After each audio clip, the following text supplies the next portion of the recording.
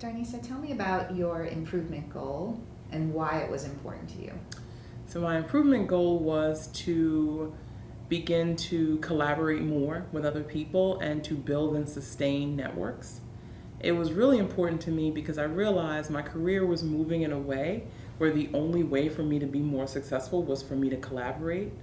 But initially, I was terrified. And the first thing I told you, I hate teams, I hate groups, I hate everything about it. I don't do teams. I don't do teams at all. And I had had horrible experiences working where I felt my trust had been violated.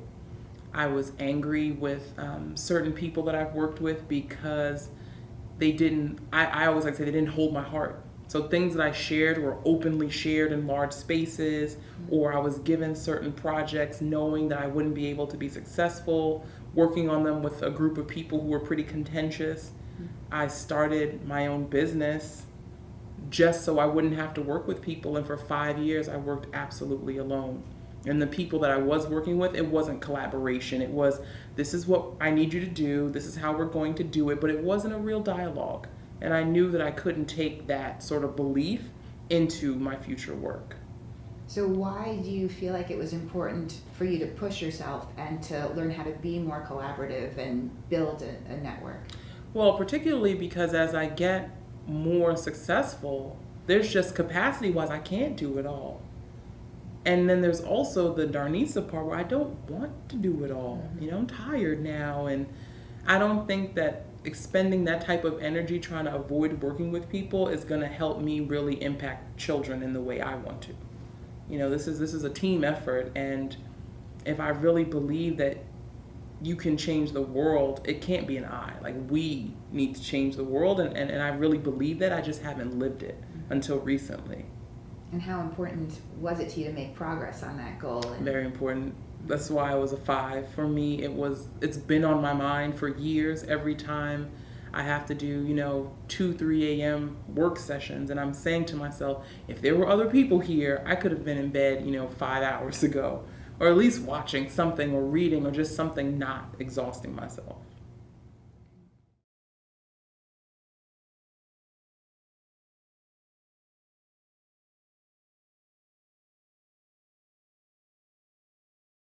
I definitely agree with that analogy of the gas and the brake. So the goal of creating more collaborative relationships and actually building a network was very important to me, but there would be these key moments where I found myself holding myself back. So for example, I can remember a couple of instances where I was physically thinking to myself, okay, you got this meeting scheduled, you're going to be able to collaborate with all these people, and then 20 minutes before the meeting, I'm sending texts and emails, to cancel the meeting. Just as I got so close to doing the thing, that idea of being vulnerable and being open and feeling controlled, I felt was really pulling me back from that goal. I think the biggest fear for me was being vulnerable and feeling like I let other people down. And just really considering this idea of vulnerability and what that means. That means that you can see that I'm not perfect. I am a perfectionist, so that's a really hard thing to sit with for me. Also, I realized that I might have to compromise some of my habits in order to work with other people, and I don't know if I was ready at that point to do that, or if I even really wanted to do that. And I didn't really want to open myself up, so that goes back to feeling vulnerable. In order to not be misunderstood, that would mean that I would have to start telling people what I was actually thinking. And telling people what I was actually thinking means that they can hurt me. And those were really huge fears that permeated everything that I did, and showed themselves in multiple places, not just in work. I really value being self-reliant and being able to sort of do my own thing. And I felt that if I compromised and became more vulnerable, that I wouldn't be autonomous at all, that I'd actually be controlled and manipulated by other people's wants or different directives, and I didn't like that.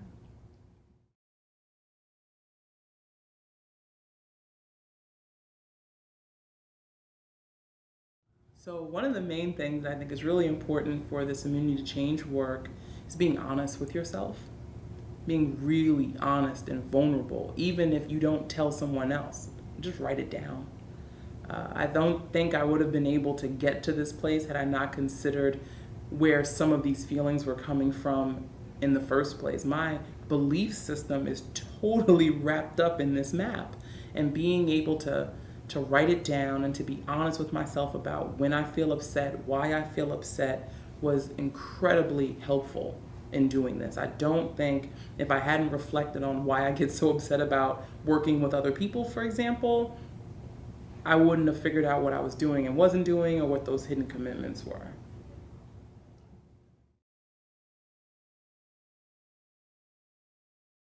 So a former boss of mine whom I worked with about 6 years ago, we did not end things well. We ended very tensely. I immediately pushed her away in terms of communication. She did try to reach out to me after I resigned from that position. I did not respond to her emails. I would not respond to her phone calls, and I would not respond. Even she actually sent me letters trying to make amends for what she thought was a very tense situation. So I finally responded to her, thinking about the fact that I do push people away. I thought it was important, and at least in the first test, to try to reestablish a connection over the phone. Mm-hmm. Phones felt safe. Mm-hmm. I didn't have to look at her directly in the eye. I didn't feel any of the same resentment because I wasn't physically looking at her. I was just listening to her. She wanted to Skype, and I told her I didn't think I was ready at that point to do a face-to-face, that I might get defensive. So we set up a time. She said, well, what do you want to talk about during this call? And I said, I think we should just talk about what happened 5 years ago. We should talk about what happened, and I would actually love to just hear your side of it, which was something very different. Actually taking on somebody else's opinions and hearing how they felt meant that I couldn't blame her anymore. I had to let something go, and it felt really great to do that. We had a short phone call. We scheduled it about a week out, and I started actually by telling her what my goal was. And that was really different. I was vulnerable. I opened up, and I said, listen, I want to build a relationship with more people. I don't want to feel like I'm out here by myself. And we did work really well together for a year until this crazy situation happened. Let's start again. And she said, well, that's really exciting. I'm glad that you told me your goal. And then she surprised me, and she said, how can I help you to do that? I mean, this is someone that I thought hated me. Even though she sent me all these letters, that's the things I was telling myself. But it was really awesome to be able to start with her perspective of the situation. I mentioned my perspective, and I noticed something interesting happening during the conversation. I wasn't defensive. I wasn't angry. I was actually taking notes. I was really listening to her, which is something that I don't think I've ever done before. And I know that maybe we both grew in the interim of the conversations, but just hearing her be so excited about helping me really made me believe that my assumption may actually have been wrong. That even just my assumption about her as a person was really wrong. And we had a miscommunication. And I was so set on maintaining this idea that people didn't view me in a positive light, or that people were trying to take away my autonomy, that I didn't even consider that she was trying to help me. Great. So it was really great. So just to be super clear, what was the data that you were paying attention to let you know whether your big assumption was or wasn't accurate in that situation? Well, I was really listening to her commentary about how the situation happened and what were the effects of our disagreement. And I noticed that she was really listening to me. She was asking follow-up questions. She was probing as to why I was so upset, which said to me, if she didn't care, she wouldn't be listening. That was the moment. And I said, she took notes. She emailed me the notes. And she said, well, did I understand you correctly here? And then the follow-up was, well, let's set up another call. And so that conversation was maybe 20 minutes long. It was just clearing the air. And it was great. I hung up the phone. I was smiling. I hadn't spoken to her in 5 years. We have mutual friends. So it just felt great. I felt like I had gotten back into this network that I hadn't been in for so long. And I was left feeling like, why didn't I think to do this before?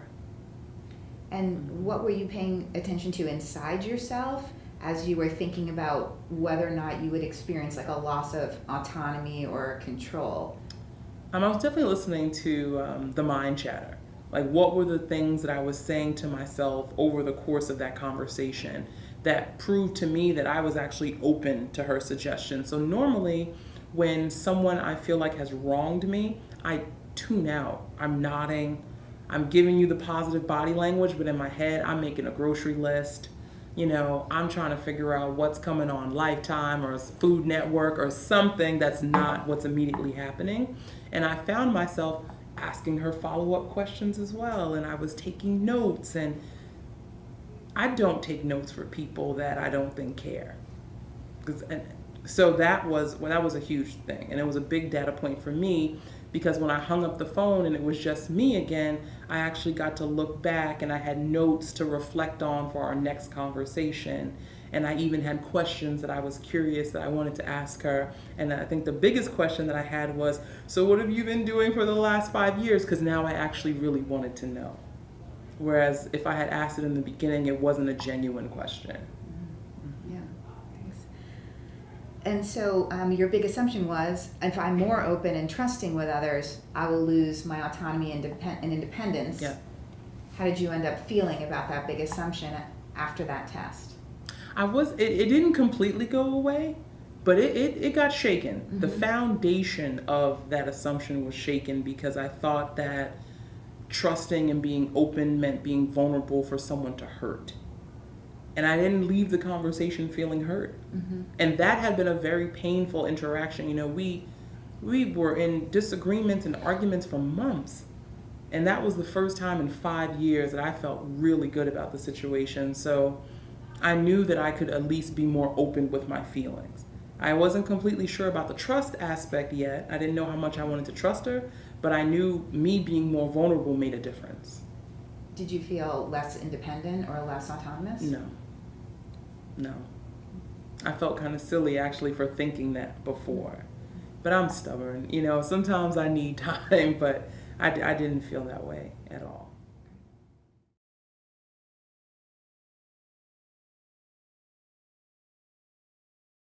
Well, the second test, I wanted to be a little bit more risky, and I thought that I needed to actually deal and work with people in person. In my first test, it was very safe for me because it was over the phone. I didn't have to have direct eye contact or body language with another group of individuals, or in this case, that one particular individual. So for my second test, I set it up where I had to be involved with a team. I was assigned a team project, and lo and behold, I ended up being a co-leader. You know, that's the test right there. So it actually kind of fell into my lap. It wasn't intentional, but my initial thought was terrifying. I'm gonna have to compromise. I'm gonna have to be vulnerable, right? The brakes, I just kept hitting the brakes over and over and over again. And I said to myself, in my first test, I actually was vulnerable. And it did great things for me. It did great things for my esteem. I felt better about myself. I felt really proud about myself. I was walking on my back a little bit straighter for 2 days because I was so excited that I had done something that I didn't think I could actually do. In designing the test, I thought a couple of things were going to happen. The first one was I figured I was going to go and speak to my co-leader. I was going to tell her exactly what my leadership goal was. I was going to mention to her that I had issues around being vulnerable. And then I figured we would just sort of find a happy median somewhere in the middle. Great. And so when you thought about doing that, what would be the data that you would collect to let you know how things were going, or what this would tell you about your big assumption? The data points that I was looking for when I designed it was, once again, that mind chatter. What was I thinking about having to explain my vulnerability? Also, I was thinking of watching her body language and seeing how she responded to me and responded to me being more open and vulnerable. And I also wanted to see the impact of what us working really well together would have on the group. So meaning people in the group would say that they felt like we actually collaborated and not that I took control or this other woman took control. If the team responded that they were in agreement, that we were cohesive and that everyone was on the same page. So those were a couple of things I was looking for. Mm-hmm. And what would all that tell you about your own sense of autonomy or independence? That would tell me that I still had the ability to express myself, but to express myself in a group of people, which was huge, right? That goes directly against what I assumed. So I initially thought my assumption was going to be true. Because now this was a larger group of people. This wasn't one person. And I figured when you put more voices in the room, then you're going to start to see the real issues of the negativity and people not being able to work together. Mm-hmm. Yeah. And so when you ran the test, can you tell me what happened? I got to the very first day of our meeting, and I sort of walked in with this agenda, like, I want to tell you what it is. And I got really disarmed. My co-leader gave me a huge hug. And I realized that she really was excited to work with me. And that started chipping away the assumption almost immediately. I was totally disarmed. I came in with my guard up. I came in ready to, tell her exactly like it is. And, she gave me this huge hug and she said, can we just get to learn about each other for our first meeting? And that I found was a perfect platform for me to talk about my lack of experience with large groups, how I had worked alone really for 5 years, and how I was excited. I was genuinely excited to work with her, and I let her know that this was something I was using as a test. And by the end, once again, the assumption got blown up. I mean, it happens. I was able to work with her incredibly well. We've actually worked together 4 other times since this event. I look forward to working with her and that team. We are still in contact, which speaks to me being able to maintain the network. We created a listserv, where we check in with each other all the time. And it really helped me to understand that the only time I'm going to lose my autonomy is if I tell myself I'm going to lose my autonomy, but it's not actually happening. Mm-hmm. So it was really great to test it in that way and to have it come out so well. And in that initial conversation with her, did you find that you were paying attention to particular kinds of data to challenge your big assumption? At first I was listening for her to say things like, okay, well, I know you're vulnerable, but I'm not. Or you can share, but I won't. I was looking for some type of resistance from her that she just wasn't open to the process, or that she thought the fact that I even had a learning goal or an improvement goal for myself was ridiculous. And those moments never came. So I had pen ready, waiting to hear them, and they never came. And I said, okay, well, maybe it's just her. And I took it to the whole group. We made the decision to share our learning goals with our entire team, and they did the same thing. And no one thought it was ridiculous. Everyone was actually excited that we were working on such a level of vulnerability with each other. And do you remember what you were starting to feel internally during that, first conversation with her and then later in terms of? The first conversation, I was really nervous. Yeah. I'm not often nervous. I was a little, sweating a little bit. I was a little shaky because I was scared about what she was going to say.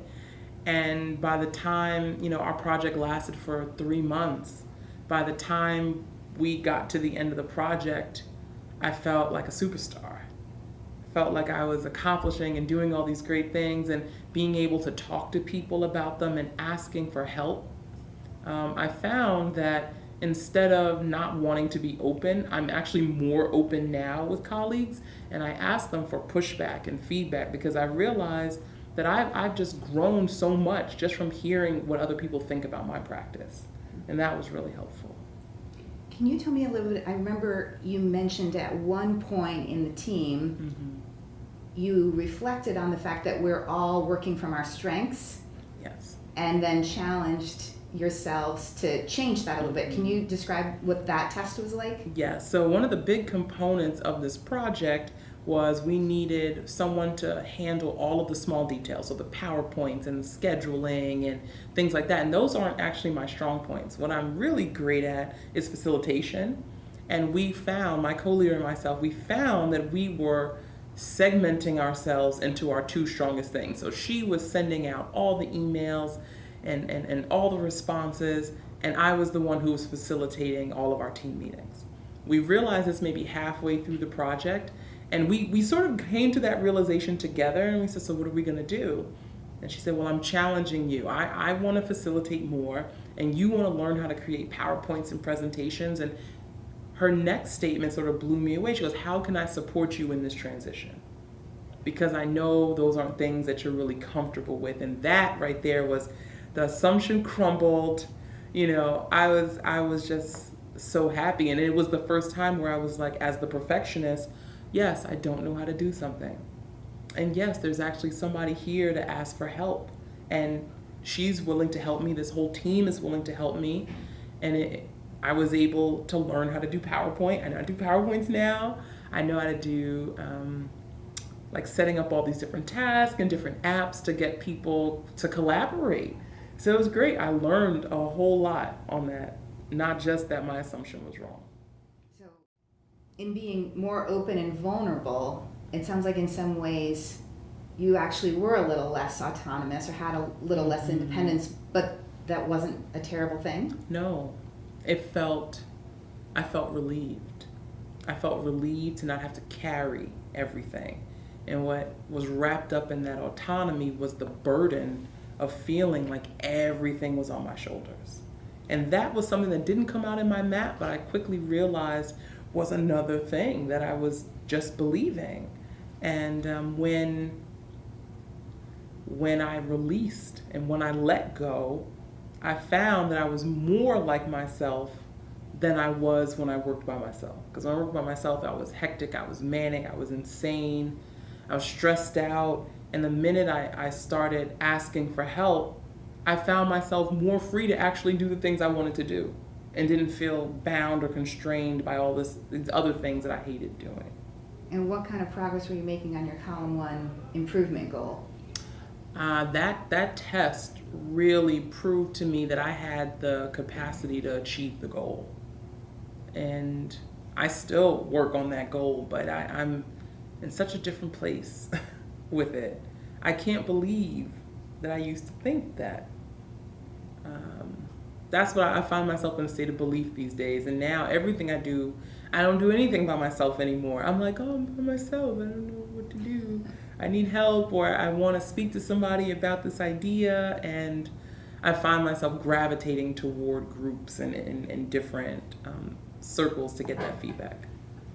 Thank you. That's really exciting. Yeah, it's very exciting.